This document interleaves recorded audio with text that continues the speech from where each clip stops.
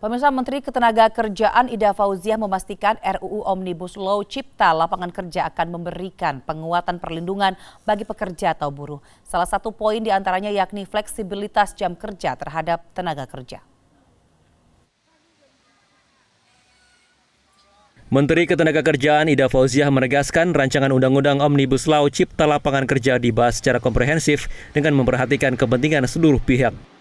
Meski dalam rancangan Undang-Undang Omnibus Law ditujukan untuk menciptakan lapangan kerja melalui investasi, namun menurutnya tetap akan memperkuat perlindungan bagi pekerja atau buruh.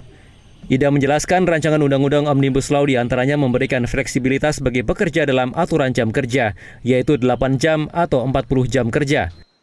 Ia memastikan RUU yang saat ini tengah digodok di DPR itu akan memperhatikan perlindungan sosial bagi para pekerja.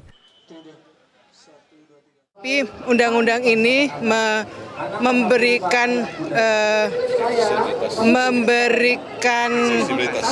fleksibilitas, memberikan akomodasi ada jam-jam kerja yang tidak sampai 8 jam dalam satu hari atau 40 jam dalam satu minggu.